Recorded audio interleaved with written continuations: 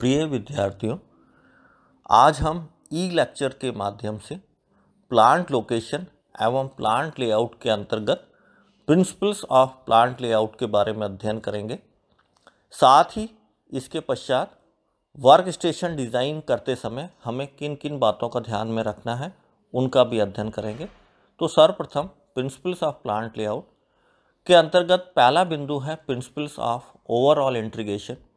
Principles of overall integration से यह हमारा तात्पर्य ये है कि हमारे प्लांट लेआउट में काम में आने वाला मैन, मटेरियल एवं मशीनरी के पास आपस में कोऑर्डिनेशन हो एवं सामंजस्य हो।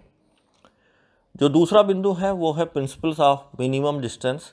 प्रिंसिपल्स ऑफ मिनिमम डिस्टेंस से तात्पर्य है कि हमारे प्लांट में विभिन्न ऑपरेशन के दौरान मैन एवं मटेरियल का मूवमेंट कम से कम हो, जिससे कि प्रोसेस में लगने वाला समय कम से कम लगे एवं हमारा जो प्रोडक्ट है वो इकोनॉमिकली बन सके।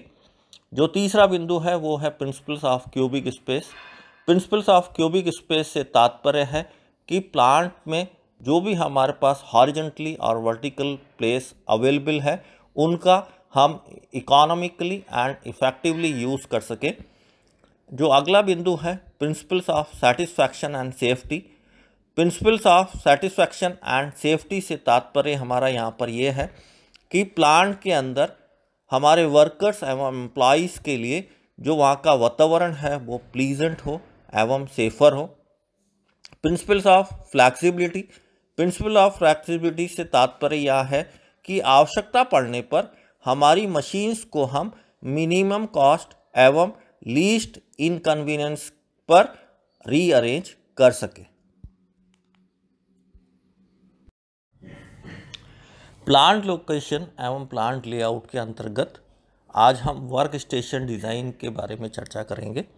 सर्वप्रथम हम वर्क स्टेशन किसको कहते हैं या वर्क स्टेशन से हमारा क्या अभिप्राय है।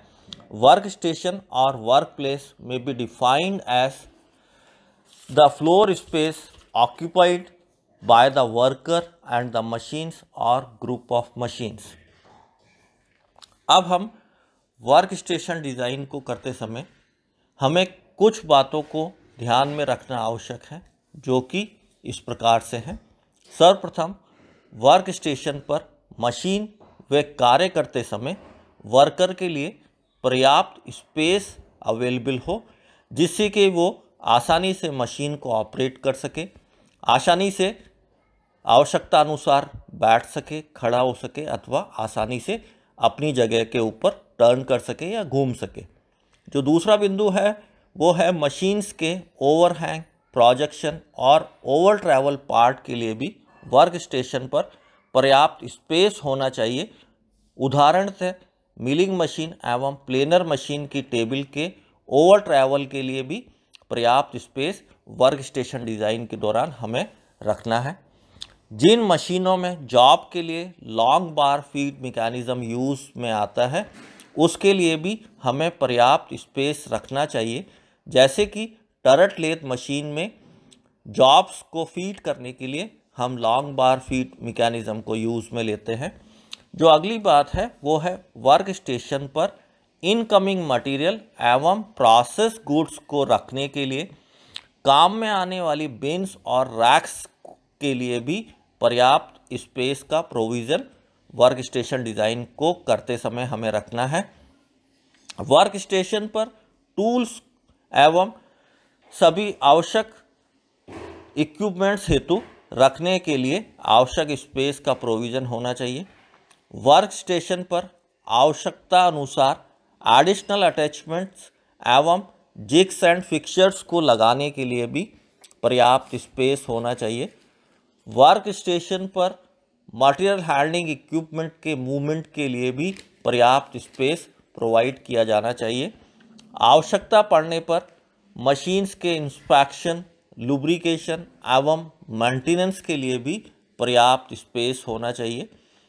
हमारा वर्क स्टेशन का डिज़ाइन इस प्रकार से हो कि इमरजेंसी में मशीन को सेफ्टी से बंद किया जा सके। दो मशीन्स के बीच में पर्याप्त स्पेस होना चाहिए एवं वर्क स्टेशन पर पर्याप्त वेंटिलेशन, लाइटिंग एवं सेफ्टी अरेंजमेंट भी होना आवश्यक है, जिससे कि हम कम से कम समय में, कम से कम लागत में अधिक से अधिक उत्पादन को प्राप्त कर सकें। धन्यवाद। 2-dimensional and block templates. 2-dimensional and block templates are used to develop plan layout, अर्थात जो टेम्पलेट्स हैं वो प्लांट लेआउट को बनाने में सहायक होते हैं। दे आर 2-dimensional और block templates made of cardboard और कलर्ड पेपर। ये कार्डबोर्ड या कलर्ड पेपर की सहायता से बनाए जा सकते हैं।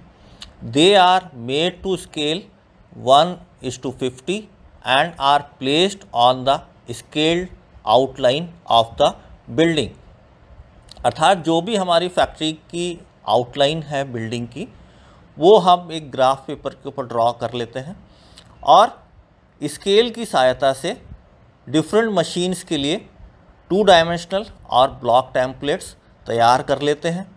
They show the actual floor space utilisation, और फिर जिस भी तरीके का हमारा प्लांट लेआउट है उसके अकॉर्डिंगली उस ग्राफ पेपर के ऊपर हम उन टेम्पलेट्स को रख करके उनकी डिफरेंट पोजीशन देखते हैं और आसानी से हम उनको चेंज भी कर सकते हैं। These templates have flexibility in use and can be moved on the graph paper from place to place in order to evaluate various feasible position for different machines, अर्थात इन टेम्पलेट्स का यूज़ बड़ा ही flexible है and हम graph paper के ऊपर इनको आसानी से मूव कर सकते हैं, क्योंकि ये कार्डबोर्ड या कलर्ड पेपर की बनी हुई है एक जगह से दूसरी जगह पर।